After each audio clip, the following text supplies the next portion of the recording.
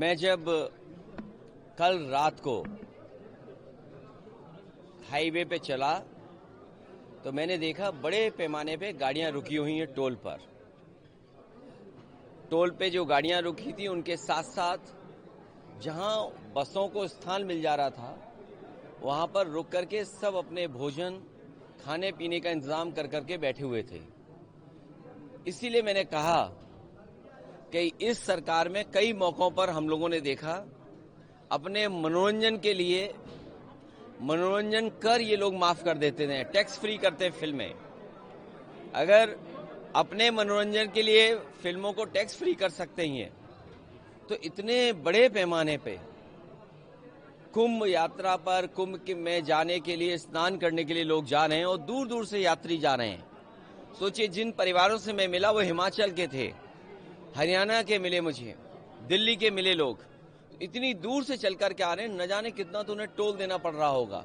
जब आप 10,000 करोड़ से ज्यादा का कुंभ कर रहे हैं तो ये टोल माफ करना कोई बड़ी बात नहीं है, इसलिए टोल कर इनके लिए माफ हो जाना चाहिए। आपने लोकसभा में सूची की मांग की। देखिए, ये सरकार छिपा क्या रही है, हमें आपको सोचना चाहिए कि आगे का जो सरकार 40 करोड़ लोगों का स्नान के लिए गिनती गिन रही है और हर स्नान के बाद वो करोड़ों की गिनती बता देते हैं। जो लोग करोड़ों की गिनती गिन रहे हैं वो केवल उन बातों को नहीं बता पा रहे कि जान कितनी गई है, लापता कितने लोग हैं। हम और आप लोग लगातार खबरें सुन रहे हैं, कोई अपने पिता को ढूंढ रहा है, कोई अपने परिवार के दूसरे सदस्यों को ढूंढ रहा है, भाई भाई को ढूंढ रहा है, बेटी पिता को ढूंढ रही है। तो ये जो घटनाएं सुनने को मिल रही हैं कि बेटा के पिता एक्सपायर हो गए हैं, उनको डेथ सर्टिफिकेट नहीं दे रहे हैं, आखिरकार क्या छिपाना चाहती सरकार? जब आपने कह दिया है कि कुंभ में मरने वालों के जिन परिवारों की जान गई है उनको 25 लाख का मुआवजा देंगे, मदद करेंगे उनके परिवार की, तो ये गिनती क्यों छिपा रहे हैं आप? ये गिनती इसलिए छिपा रहे हैं क्योंकि उनको मुआवजा न देना पड़े। और बड़े पैमाने पे लोगों की न केवल प्रयागराज में कुंभ में जान गई है, बल्कि जब यात्रा करे हैं आने पर जाने पर बहुत सारे लोगों की जान गई है। हमारी सरकार से मांग है कुंभ यात्रा में जिन जिन लोगों की जहां कहीं भी जान गई है, गोरखपुर में ही बड़े पैमाने पे गोरखपुर के लोगों की जान चली गई, उनकी मदद होनी चाहिए। आज भी अखबारों में पढ़ा मैंने कि कुछ परिवारों की जान चली गई। तो कुंभ में जान जाने वालों की, दूसरे प्रदेश के जो लोग आए जिनकी जान गई उनकी, और कहीं भी श्रद्धालुओं का एक्सीडेंट हुआ उसकी जान गई है तो सरकार को मदद करनी चाहिए उनकी। देखिए, दिल्ली का परिणाम जो हमने आपने देखा, आपको हम चाहते थे कि आप पार्टी जीते, आप पार्टी नहीं जीती, बीजेपी जीती है। लोकतंत्र में हम जनता का जो भी फैसला वो स्वीकार करते हैं, लेकिन उत्तर प्रदेश की हमने आपने लूट देखी है। ये जो लोग एक विधानसभा पूरी ताकत लगा दी इन्होंने, इन्हें तो लोकतंत्र में कोई बहुत बड़ा सम्मान देना चाहिए। लोकतंत्र में इन्हें सम्मान मिलना चाहिए, उन बीएलओ को सम्मान मिलना चाहिए जिन बीएलओ ने पर्ची नहीं पहुंचाई, नाम काट दिए समाजवादियों के। उन अधिकारियों को भी लोकतंत्र का कोई न कोई पुरस्कार मिलना चाहिए।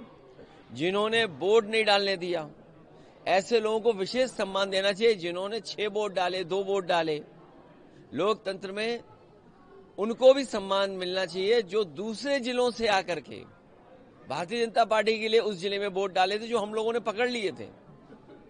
तो ये चुनाव नहीं था, ये लूटा था इन्होंने चुनाव, और ये जनता देख रही है। ये पीडीए के लोग, पीडीए समाज के तमाम मतदाता देख रहे हैं कि उनके साथ क्या भेदभाव हो रहा है। जो लोग मिल्कीपुर जीत करके कोई संदेश देना चाहते हैं, अयोध्या की हार मिल्कीपुर की जीत बराबर नहीं कर सकती है। अयोध्या की हार हमेशा हमेशा के लिए अयोध्या की हार रहेगी, वो बदला नहीं हो सकता मिल्कीपुर की जीत। जो लोग ये कह रहे हैं मिल्कीपुर जीत करके बदला ले लिया, अयोध्या का बदला कोई नहीं हो सकता। अयोध्या की जनता ने अयोध्या में जिताया था, ये चुनाव भी जीत जाते, लेकिन इन्होंने बड़े पैमाने पे बेईमानी की है। एक में जीत सकते हो, लेकिन इस तरह की जो काम किया है वो 403 में आपकी 420 ही नहीं चलने वाली आने वाले समय में। चुनाव आयोग पता नहीं जग रहा है, सो रहा है, कहाँ चला गया। इसकी चिंता हमें और आपको दोनों को मिलकर करनी चाहिए। भैया जी पहले हरियाणा और आप दिल्ली में क्या वो सीट जीते हम लोग? सर लेकिन कांग्रेस खिलाफ चुनाव लड़ी, आगे भविष्य क्या देखते हैं इंडिया गठबंधन? इंडिया गठबंधन मजबूत होगा। नहीं, लेकिन हरियाणा इंडिया गठबंधन और मजबूत होगा। हम और आप लोग अपनी कई बार हार से बहुत कुछ सीखते हैं। हार से सीखना ही आने वाले समय के लिए रास्ता बनाता है।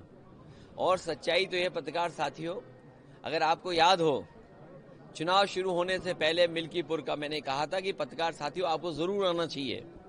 ये महाकुंभ की तरह 144 वर्षों बाद ये उपचुनाव हुआ है। ऐसा उपचुनाव आपको 144 साल बाद ही देखने को मिलेगा। आपने ये मौका, आपसे ये मौका खो दिया, चूक गया। इसलिए मैं आपके माध्यम से कहना चाहता हूं, लोकतंत्र के जांबाज लोग जिन्होंने ये चुनाव जिताया है, उन्हें प्रमाण पत्र मिलना चाहिए, उन्हें सम्मान मिलना चाहिए। लोकतंत्र जांबाज के नाम पर उन्हें सम्मान देने का काम कोई ना कोई तो करे उनका। हरियाणा और दिल्ली रीजन वो भी मानते देखिए, मैंने आपसे कहा, हारने के बाद बहुत कुछ सीखने को मिलता है और हमें उम्मीद है आने वाले समय में इंडिया गठबंधन और मजबूत दिखाई देगा।